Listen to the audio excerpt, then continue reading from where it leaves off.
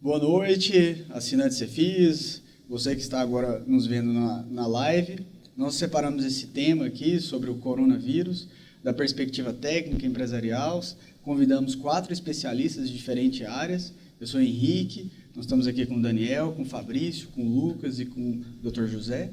E hoje nós vamos abordar o tema sobre uma perspectiva técnica empresarial, tentar achar uma solução para essa crise, gerir ela da melhor forma possível. Primeiro nós vamos tentar entender uma perspectiva técnica médica do assunto, depois tentar solucionar, gerar soluções da perspectiva empresarial, como que a gente pode gerir isso, tanto da ótica trabalhista, do Dr. Fabrício, que está por aqui, até chegar no controle mesmo psicológico da gestão, alguns chamam de histeria. Né?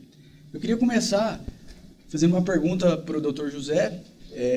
Muita gente diz que esse vírus ele é menos letal que o H1N1, né? E que é uma coisa tranquila, que a gente pode gerir ele de uma forma menos tão rígida. Por que ele teve uma repercussão tão superior às outras endemias? Então, o vírus, na verdade, ele tem uma letalidade maior que o H1N1. A letalidade dele é de 4%, enquanto a letalidade do H1N1 é de 0,1%. A grande questão é porque a gente tem uma quantidade muito maior de infectados pelo H1N1 do que por coronavírus.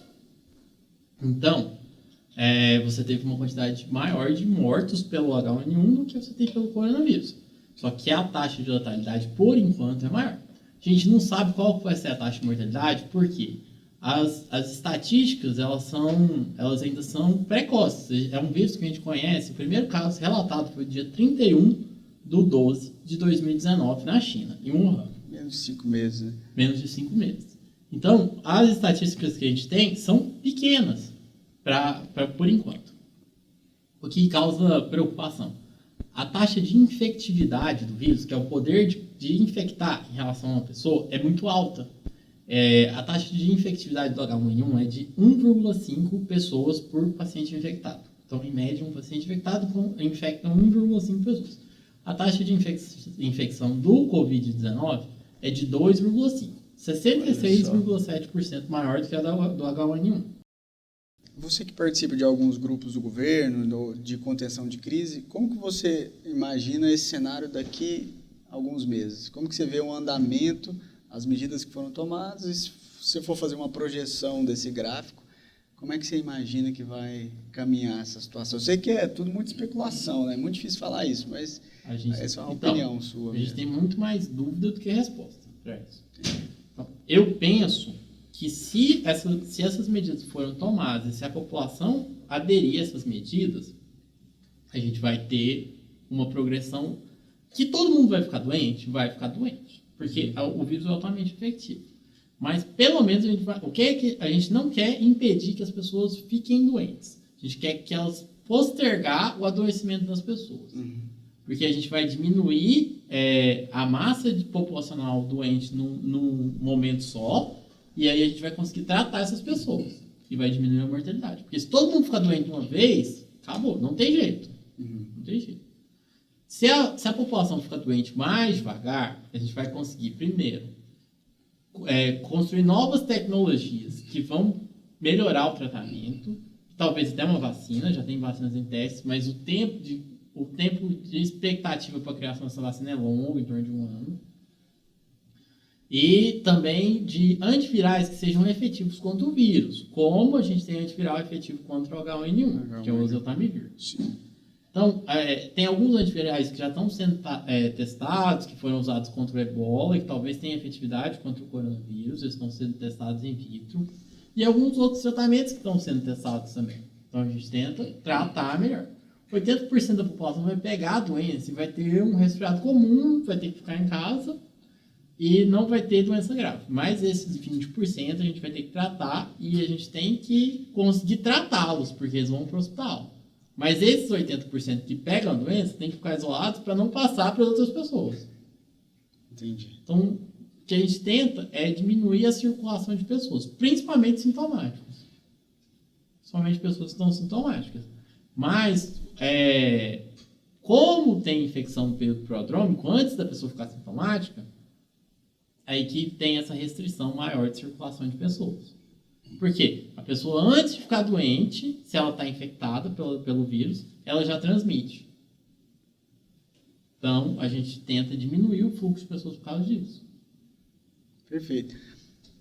Você havia comentado sobre o aspecto comportamental, né? Nós temos aqui o Dr. Daniel, que ele é especialista em inteligência emocional.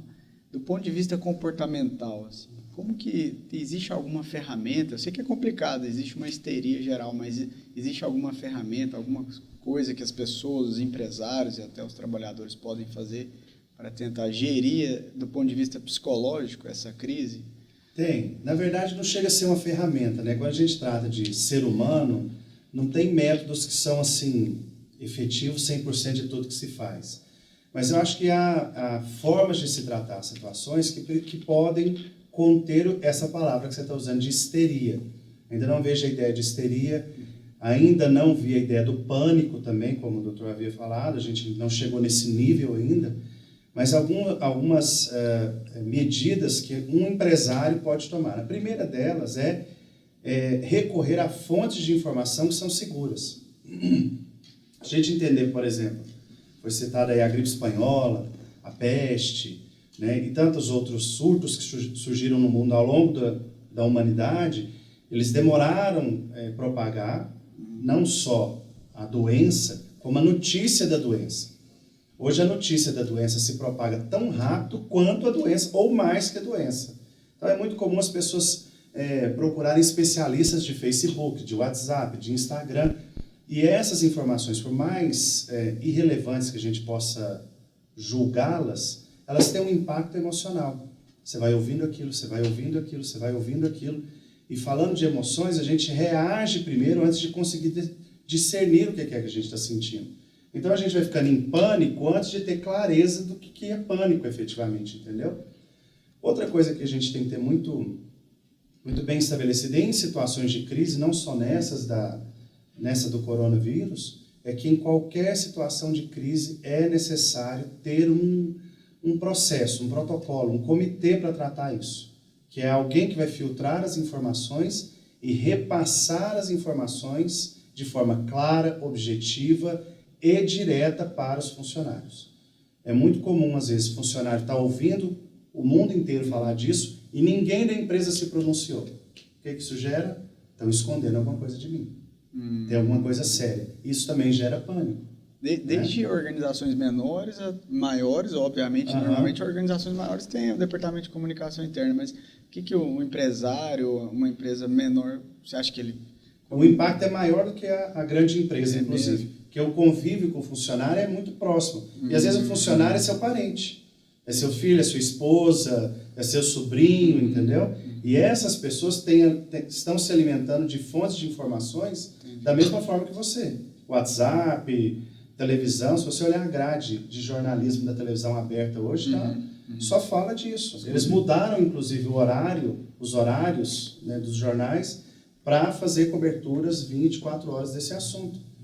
E não há nada fechado ainda sobre esse vírus. Está aí o doutor nos dizendo, tem muito mais dúvida ainda do que direcionamentos adequados, né? Então, para evitar isso, criar um comitê, principalmente na empresa menor, principalmente na menor.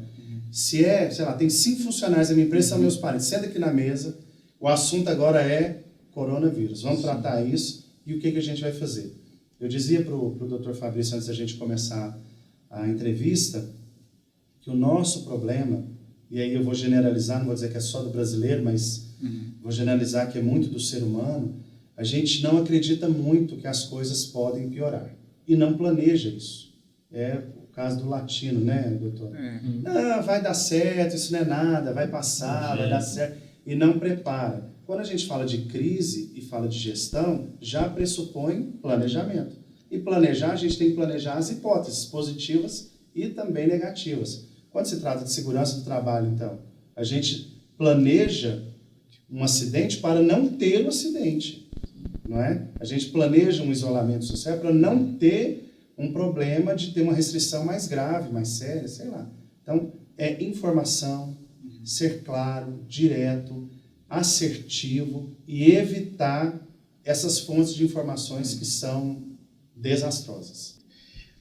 Para quem vai ser submetido a essa medida comportamental de ter que trabalhar em casa, aproveitando já essa, existe alguma medida prática para... Muita gente acha ruim e fala, em casa eu não produzo. Tem alguma coisa que a pessoa pode fazer para ela conseguir manter o mínimo de normalidade nessa situação? O chamado home office. Home office, exatamente. O home office, primeiro, não é uma tradição do Brasil, né? A gente tem a gente ainda tem o péssimo hábito de achar que só trabalha se eu tiver em atividade. Então, se eu estou vendo uma pessoa ali que está agindo, fala, ele está trabalhando. Se eu estiver só paradinho aqui, eu falo assim, esse cara está enrolando. Então, primeiro é isso, a gente tem essa característica de achar que só é trabalho se eu estiver em grande atividade. Cultural. Esse é o primeiro ponto, é cultural nosso. Um outro ponto é que as nossas casas, em geral, não estão preparadas para receber um escritório. Porque o home office é isso, é um escritório em casa. Né? Então, não pode ser, por exemplo, no quarto. O seu espaço de trabalho vai ser no meu quarto. Ou até pode ser, mas isso tem que ser delimitado, tem que ser bem trabalhado, né? Dissociado do resto do ambiente. Porque senão você sai da cama de pijama, senta e vai trabalhar. Isso já não contribui para a sua produtividade. E é necessário muito mais disciplina para se trabalhar em casa do que num escritório. A gente ainda, infelizmente, ainda tem uma sombra de um regime escravocrata que estabelece que tem que ter alguém nos vigiando para dizer que eu tenho que trabalhar. Né? Então, essa questão da disciplina também é muito importante. Então, algumas dicas, né, se for assim. Primeiro, delimite o espaço. Se tiver um lugar, um quarto específico, um cômodo específico da sala, assim, aqui é o escritório, sim, esse é o melhor dos cenários. Se não, vai ter que ser no quarto, porque a gente está se adaptando a isso, né? Ou na sala, delimite o espaço. Delimite mesmo. Se quiser colocar até uma fita no chão para facilitar, porque nós somos muito visuais. Então, se isso estiver mais claro, melhor. Estabeleça o horário certo de trabalho. Em casa, a gente corre o risco de não trabalhar muito ou de passar do tempo correto de trabalho. Então, delimite o horário. Das 8 às 11h30, das 2 às 18h, e faça isso como rigor. E se você tiver em casa um despertador, coloque um despertador para tocar no período, para também ajudar falando de comportamento. Então, vou trabalhar 4 horas, coloque o despertador para despertar depois de 4 horas. E só saia daquele lugar depois de 4 horas. Uma outra dica é se arrume para trabalhar. Olha só. Se arrume para trabalhar. Isso é para ajudar a estimular a disciplina. Porque, Daniel, eu trabalho de bermuda, mas você já tem disciplina para isso? Para mim, não há nenhum problema. Mas para gente que não tem essa disciplina, não tem esse costume, como o Dr. Fábio, você tem costume de trabalhar de terno e gravata. Parece estranho se vestir de terno e gravata em casa para ir trabalhar. Em casa, parece, mas isso é para melhorar a produtividade. Então, se vista adequadamente e vai trabalhar como você trabalha todos os dias. Perfeito. Né? E crie um sistema de comunicação com a família. Estou trabalhando, não me incomode. Uma plaquinha, uma placa, assim, um código, entendi, alguma coisa. Porque a família também precisa compreender que mudou alguma coisa. Existe uma classe da população, eu até recebi uma piadinha que o cara colocou assim, uma colher de pedreiro, uma betorneira do lado, e o cara estava na sala da casa dele falando assim, estou trabalhando de home office. Aí talvez para o Lucas, que é especialista nessa parte de gestão, de empresas, de estratégia, home office, como o Daniel disse, é uma coisa recente no Brasil, mas ainda é mais recente ainda para uma certa classe de trabalhadores. Como é que você avalia isso? Assim, é uma mudança de comportamento? Como é que as empresas estão sendo forçadas para fazer isso? Vamos dizer assim, essa atualização, até na forma de trabalhar hoje? Como é que você enxerga esses impactos hoje? Realmente o brasileiro não tem tanto, assim, bem numa mudança cultural, mas quando a gente fala de cultura demora tempo, né? Então a gente tem essa certa adaptabilidade, mas falando do momento de crise a gente tem que tratar de uma adaptação rápida, né? A empresa, no momento desse, possível paralisação, a gente não sabe ainda como é que vai ficar com a questão de suspensão de contrato de trabalho, se vai ser férias coletivas, cada classe está tomando uma medida, a gente está esperando um posicionamento ainda do governo federal, apesar de ter alguns incentivos para empresas pequenas, Mas quando se trata do home office, a gente vai ter que agir rápido, não vai ter outra alternativa. E a dica que a gente está dando para o pessoal é mapear os processos críticos dentro da empresa. Então, por exemplo, se você tem uma área que é uma área de suporte, ela não é área crítica, tenta já dissociar essa área, se for possível, fazer umas férias coletivas, uma suspensão de contrato de trabalho. Nosso colega do jurídico vai poder falar um pouquinho melhor sobre isso. Mas a área que for crítica, que sem ela a empresa para de girar, essa aí você vai ter que fazer uma adaptação rápida, não vai ter outra opção. Tem alguns clientes que, mesmo assim, sem estrutura, a gente vai ter que dar uma improvisada, pegou, mas não tem notebook para o pessoal ir trabalhar em casa. O funcionário, às vezes, no nível mais baixo, não tem computador em casa. A gente desmontou os CPUs mesmo, que nem era notebook, levamos para casa do pessoal, fizemos uma força-tarefa com a empresa para distribuir, criar estruturas, às vezes sistemas que não tinham conectividade web, né? Então, a gente teve que fazer adaptações rápidas. O segredo é agilidade. A gente já sabia que o segredo no mundo moderno para o sucesso é a adaptabilidade, mas nesse momento de crise ela fica mais rígida ainda, né? Perfeito. Você fez esse link com o Dr. Fabrício aqui. Existe essa questão, a pessoa está trabalhando em casa, então vamos supor que eu sou essa pessoa ideal, eu consegui gerir meus horários, eu consegui elencar os processos críticos, trouxe para dentro da minha casa, fiz o meu cantinho lá, mas e a parte legal, assim? Muitos empresários, principalmente, eles ficam com medo de ser ajuizados, né? Falar, mas aí depois passa essa crise, o cara vai lá e fala para mim que estava fazendo tantas horas extras. Como é novo para o colaborador, também é novo para o empresário, né? Como que ele se mune, como que ele vai gerir essa situação do home office do ponto de vista legal, assim? O que o governo fala disso, né? Do home office? Henrique, a gente tem um cenário hoje que é preciso que fique claro para todos, assim como o mundo, melhor dizendo, todo o país vem vivenciando constantes reformas, constantes mudanças no âmbito legislativo trabalhista, até mesmo pela ideia de que o trabalho no Brasil ele evoluiu, assim como no mundo inteiro, e a legislação estava um pouco ultrapassada, precisava dessa adaptação. A gente precisa entender que nós vivemos uma situação muito pontual e muito crítica, uma situação de efetiva calamidade na saúde pública, na saúde do país como um todo. Então, diversas regras que, por exemplo, não foram mudadas e que ainda existem, diversos obstáculos legislativos que ainda existem para os empregadores, eles certamente serão flexibilizados em caso de ajustamento de reclamações trabalhistas, como estão sendo flexibilizados por grande parte dos juristas. Cito como exemplo a situação do home office. Em meio a essa crise, a principal, talvez a primeira atitude que o empresário tem é isso: poxa, vamos trabalhar em home office, vamos trabalhar em casa. Home office nada mais é do que o teletrabalho, que é uma previsão que foi implantada na CLT agora com a reforma trabalhista de 2017. Então é o teletrabalho. No cenário do teletrabalho, por exemplo, a CLT prevê que para aquele empregado que trabalha de forma presencial, para que ele passe a trabalhar na forma telepresencial, na forma de teletrabalho, necessitaria de uma anuência formal desse empregado. Então, hoje, pela conjuntura que nós temos e pela ocorrência do que a gente chama de força maior, porque esse problema de saúde, o coronavírus em si, ele representa uma situação ou uma hipótese de força maior, a interpretação que nós temos, e é praticamente unânime, é de que diante desse caso de força maior, por exemplo, os empregadores não teriam que cumprir algumas dessas formalidades, como, por exemplo, ter a anuência expressa de um empregado para que ele trabalhe na sua casa, para que ele trabalhe em home work. Agora, em home office.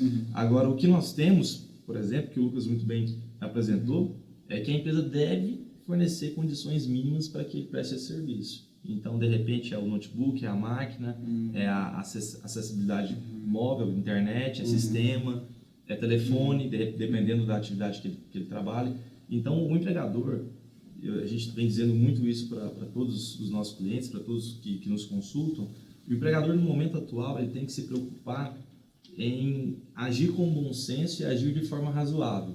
Por quê? Porque com toda a certeza que nós temos aí de anos e anos de vivência jurídica, lá na frente, se o empregado tentar direcionar algo a seu favor, será aplicada essa razoabilidade. Então é absolutamente razoável que o empregador direcione a equipe, os colaboradores para um home office. Mas a segurança deles também, né? Inclusive para a segurança, para a saúde dos próprios colaboradores. Exatamente, da família deles, enfim. Existem uma série de argumentações que vão ser empregadas ou vão ser utilizadas lá na frente para defender essa situação do home office. O empregado pode, por exemplo, suscitar que a empresa poderia conceder férias coletivas. A depender da atividade da empresa, a depender do departamento que esse colaborador trabalha, como o próprio Lucas nos apresentou, é imprescindível que ele continue trabalhando. E outro ponto, as férias coletivas ou as férias individuais, por exemplo, elas trazem um custo ou um ônus para a empresa imediato que muitas empresas não estavam preparadas para isso, ou não tinham caixa para isso. Então, o que a gente vem acompanhando e recomendando é que o home office ou o teletrabalho é sim uma alternativa muito eficaz para a empresa. Obviamente que, por exemplo, a indústria, em grande parte dos seus setores, não vai conseguir utilizar desse mecanismo. Então, nós temos aí outras saídas que vêm sendo estudadas e vêm sendo discutidas, como, por exemplo, a suspensão do contrato de trabalho, que é talvez uma das saídas mais polêmicas. Por quê? Porque na suspensão do contrato de trabalho é aquele, abre aspas, eu não te pago e você não trabalha, fecha aspas. Então, seria você não trabalha, eu também não te pago e ficamos assim, por um tempo até passar esse momento de crise. Então, do ponto de vista humanitário, seria, digamos que, uma discussão uma atitude muito enérgica, porque os empregados, os colaboradores que vivem do salário até então, e a grande maioria é assim, eles não vão ter o salário para comprar nem o básico. Agora, por outro lado, ou grande parte das empresas tem essa alternativa, ou elas não vão conseguir pagar o salário, ou não vão conseguir pagar as férias, ou não vão conseguir manter esses postos de trabalho. E a gente não pode esquecer que a gente vem de um momento de desemprego altíssimo, de anos e anos aí de percentuais e números de desemprego alarmantes. Então, nós temos que levar isso em consideração, e é sim cogitada hoje pelo governo federal a possibilidade de suspensão, de autorizar a suspensão do contrato de trabalho. E aqui em Goiânia, em específico, nós tivemos ontem a assinatura de uma convenção coletiva do setor de bares e restaurantes e similares, que é notoriamente uma das áreas, uma das atividades mais atingidas, né? Acho que todo mundo concorda com isso, em que trouxe a previsão de suspensão do contrato de trabalho para essa categoria por 30 dias. Então, dentre outras disposições que essa convenção trouxe, ela autorizou que as empresas desse ramo, dessa área de atividade, possam suspender o contrato de trabalho dos colaboradores por 30 dias. Então, a sociedade vem se movimentando, vem se mobilizando para encontrar alternativas. O governo federal já apresentou algumas medidas, algumas atitudes para colaborar com esse amparo social, esse amparo econômico-social, e as empresas vêm se mobilizando. Agora, é claro que existe o risco de sofrer um ajuizamento futuro, quando ultrapassar essa crise. O risco existe de qualquer forma para todos. Então, nada que seja feito agora vai eliminar esse risco. Agora a gente tem que fazer a gestão disso. A gente tem que fazer a gestão para saber até onde esse risco pode ser assumido. O que eu acho também, doutor Fabrício, todo mundo aqui da mesa, né, que toda crise revela uma necessidade. Lógico, nós estamos passando por uma crise que é uma questão de saúde, mas ela está revelando algumas necessidades que são, eu acho que até de cunho urgente. Por exemplo, rediscutir essa legislação trabalhista nossa, que é de 1950. Tivemos uma alteração significativa agora, nos últimos 3 anos, mas sim. Mas é a base dela, década de 40. O mundo mudou, a forma de trabalho mudou, a forma de se relacionar mudou, a forma de consumo também mudou, e a gente ainda está muito preso ainda às questões legais também, né? Se a gente observar dados do Sebrae, 98% das empresas brasileiras são micro e pequenas empresas. Então, uma empresa dessa com dificuldade, né, de pagar o seu funcionário, de recolher os impostos, é uma empresa que está tendo dificuldade na família também. Né? Não é só um problema corporativo, né? É um problema social, né? Afeta a família. Concordo. Uma coisa que é interessante a gente dizer, que acho que a pergunta vai por aí, as nossas emoções, elas são contagiosas mais do que o coronavírus. Então, uma pessoa abalada emocionalmente aqui, sem falar nada, sem comentar, tem capacidade de impactar emocionalmente todo o quadro de funcionários que está trabalhando com ele. Todo o quadro. E o percentual, segundo as pesquisas da psicologia positiva, é mais ou menos 15%. Então, como eu estou emocionalmente, tem um impacto emocional em toda a minha equipe, entendeu? Isso é agravado quando a gente está falando do líder na área da saúde, né? Por exemplo, um coordenador de uma UTI igual você. Tem que ter muito controle, inclusive, né? É exatamente isso que eu ia perguntar. Porque a gente tem problema, porque por mais que as pessoas não pensem, as pessoas que trabalham no hospital são gente também. Todo mundo. Estão expostas assim como Exatamente, né? as outras, né? E você pensa, por exemplo, eu falo para o médico, o índice de infectividade é de 30% das pessoas que trabalharam Na área da saúde, com o paciente com coronavírus, e eu vou colocar ele dentro de um UTI que vai cuidar de pacientes infectados com coronavírus. Uhum. Então, o nível de estresse emocional nos profissionais que trabalham comigo tá alto. Primeiro, porque a gente é bombardeado por informação técnica o tempo todo. Cobrança da família, né? Família perguntando informação o tempo todo. Cobrança profissional, porque ao contrário do restante do mercado, a minha demanda está aumentando. Aumentando. Antes de entrar na gravação, que além de tudo, toda essa problemática tem a insegurança jurídica dos médicos que, na grande maioria hoje, não possuem vínculo de emprego e não possuem essa segurança previdenciária, digamos assim, por exemplo, né? Ou segurança trabalhista, que, por exemplo, uma das medidas que o governo federal tem proposto é o saque da FGTS. Então, vai redirecionar o orçamento para poder viabilizar o saque do FGTS de maneira emergencial para a população como um todo. Os médicos, não tem FGTS. Na grande maioria, a maioria massacrante, não tem essa opção. Essa era até uma pergunta, desculpa, mas eu vou aproveitar o gancho. É uma pergunta que eu tenho certeza que muitas pessoas de diferentes áreas, né, tem com relação ao saque do FGTS, essas regras, assim. Até hoje eu não tenho muito claro, eu tenho certeza que muita gente também não tem muito claro. A gente sabe que vai ter o parcelamento do Simples para ajudar o empresário. Então tem a ajuda vindo para o empresário, tem a ajuda vindo para o trabalhador, né, no caso do saque do FGTS. Se você puder assim, explicar para nós que somos leigos, quais são as regras, ou quais são os benefícios, o que a pessoa pode, né, o que ela tem direito. A expectativa da população, da sociedade brasileira está muito grande sobre o que o governo federal, o governo local, estadual, municipal vai fazer para contribuir para essa estabilização.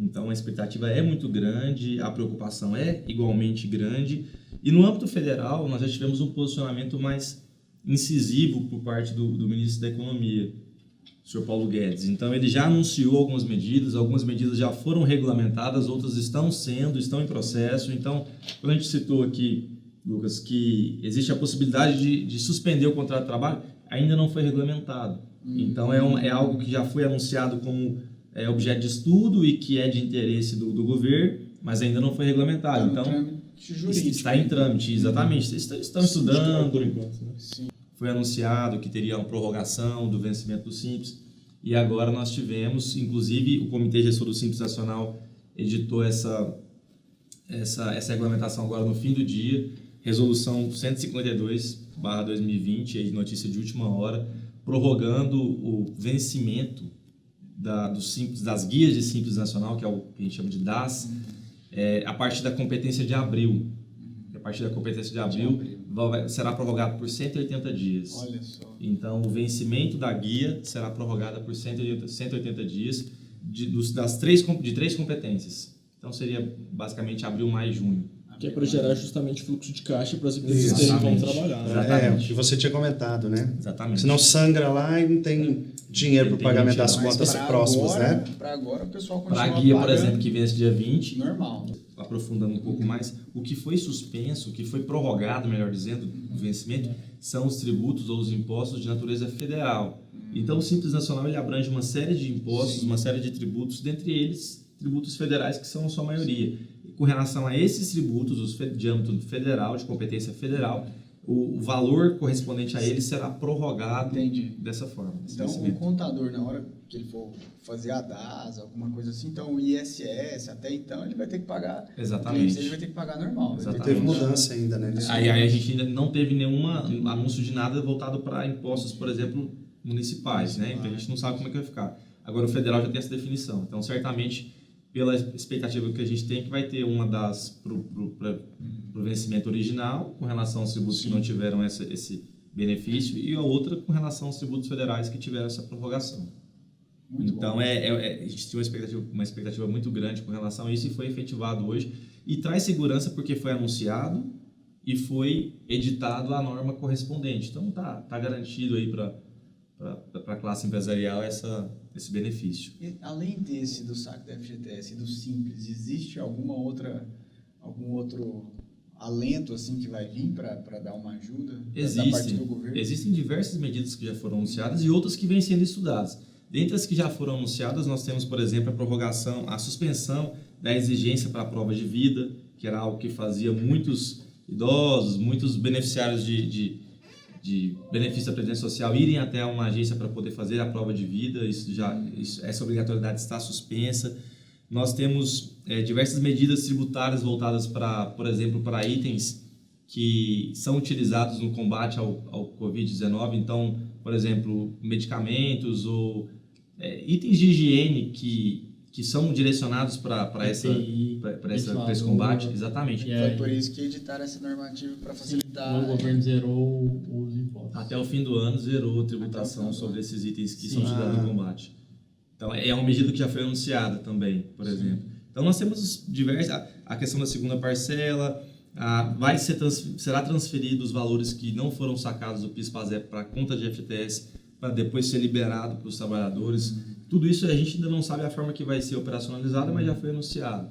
Então, vai ser feito um reforço no programa Bolsa Família, será ampliado esse público-alvo, esse público destinatário do Bolsa Família, justamente para atender ou para auxiliar a classe mais pobre, né? Então, uma medida muito interessante. A questão do FGTS também foi anunciado que será adiado ou prorrogado o vencimento do pagamento do FGTS para as empresas. Também. Então, uma medida bastante interessante. A redução de 50% no valor da contribuição para o Sistema S, contribuição que as empresas recolhem para o Sistema S.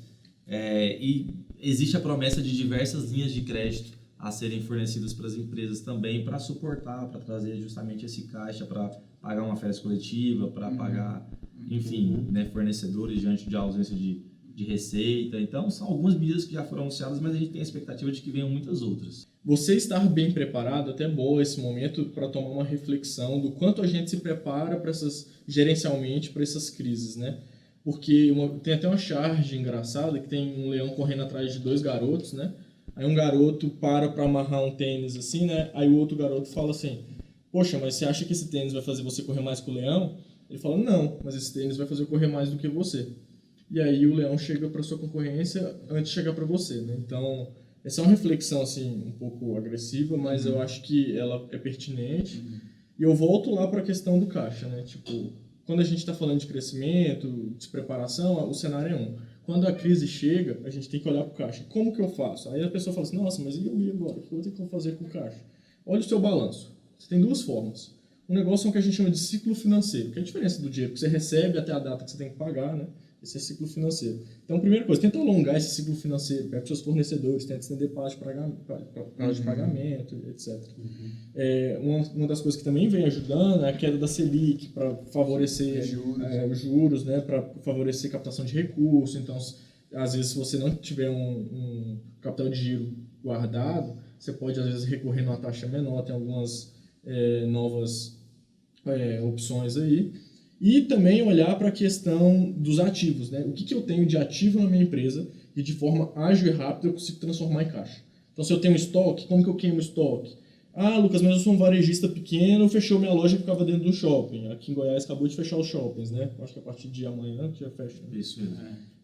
Então, como é que você faz? Aí eu volto na inovação. Que outro jeito que você vai poder vender? Você estava acostumado a vender dentro do shopping, mas será que dá para você fazer um e-commerce? Aí é adaptabilidade rápida.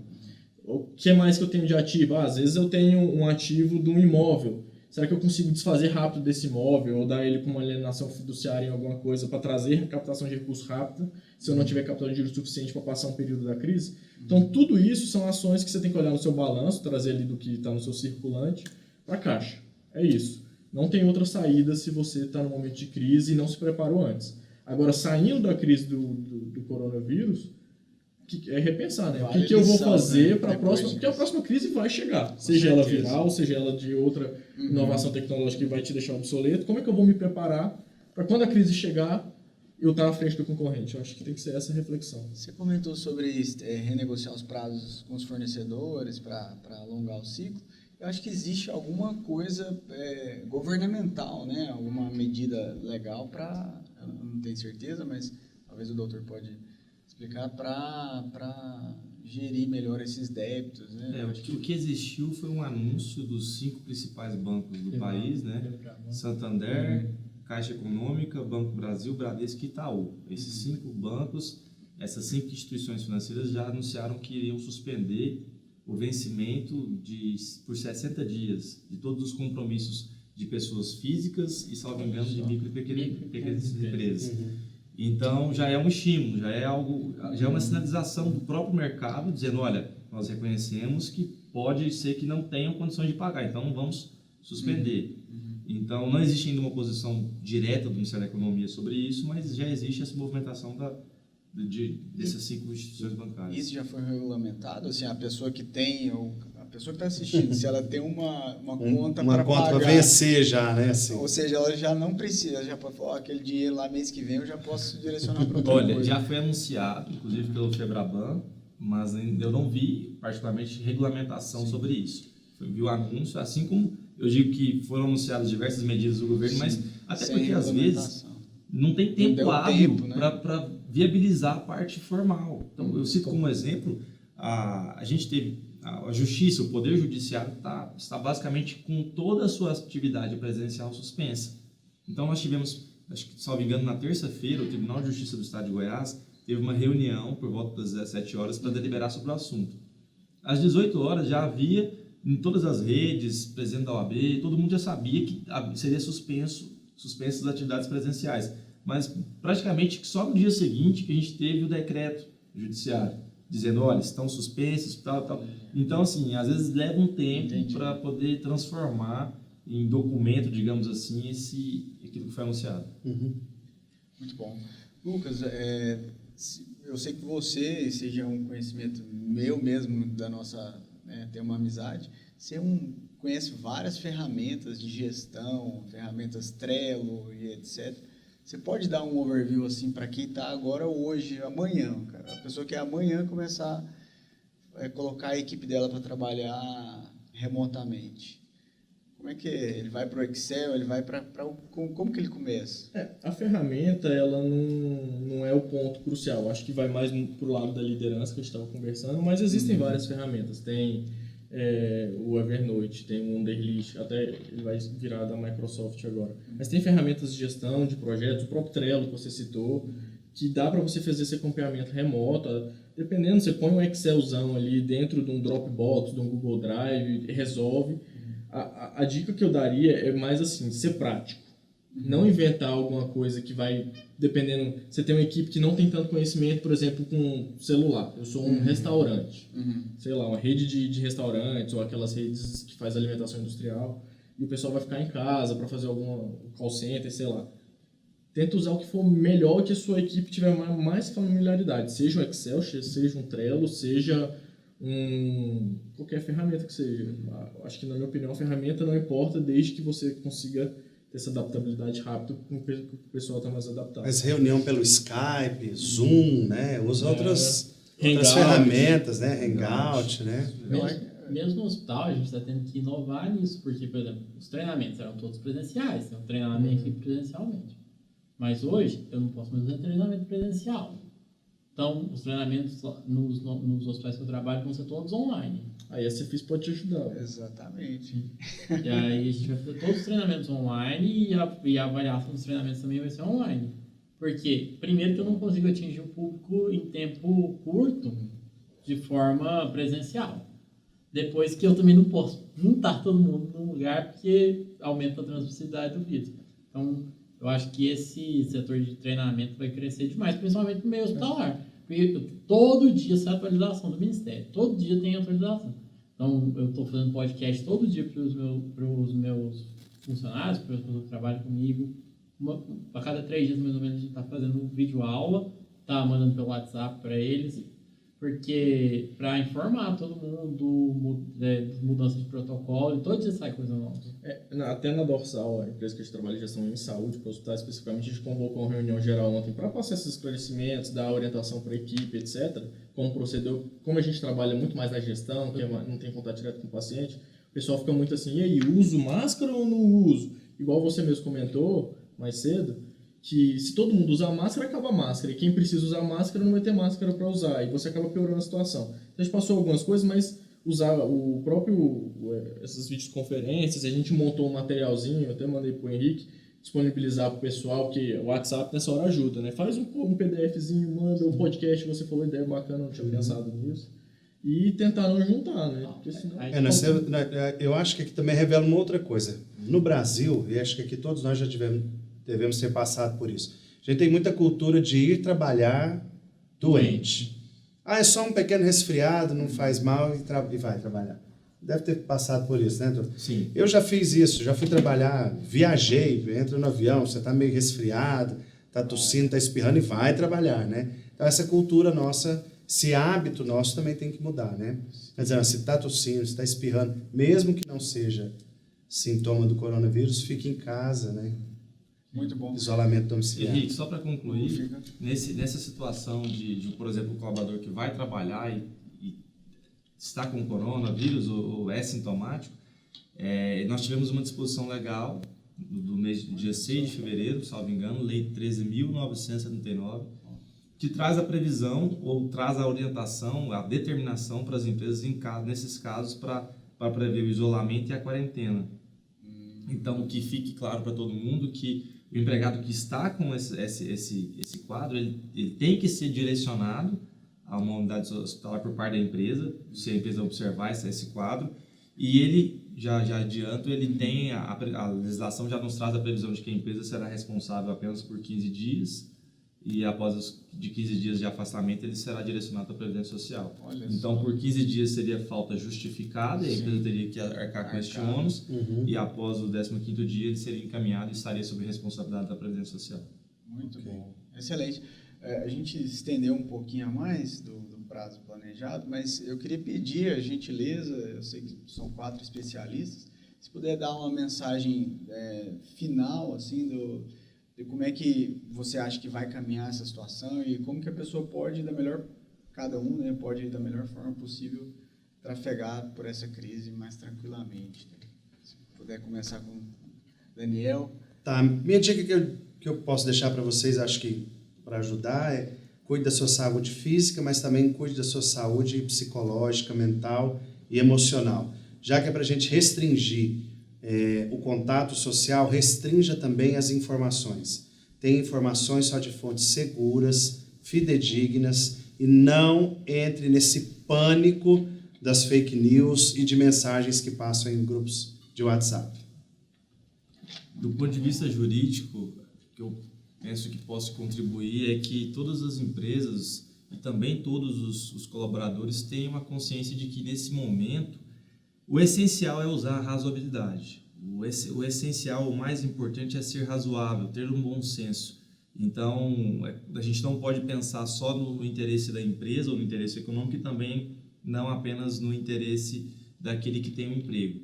Então, preocupar-se não só em ter uma reclamação trabalhista lá na frente ou ter algum tipo de problema legal, mas em conseguir atingir o equilíbrio entre as obrigações enquanto empresa, até porque o emprego ele tem a sua função social, ele tem a sua qualidade social, como um bem de toda a sociedade, o trabalho, e ao mesmo tempo a gente preocupar-se em garantir a saúde empresarial. Então a gente tem que ter compreensão por parte do empregado e por parte do empregador de saber dosar e confiar que o nosso governo vai sim apresentar medidas para equalizar, para equilibrar essa situação nossa.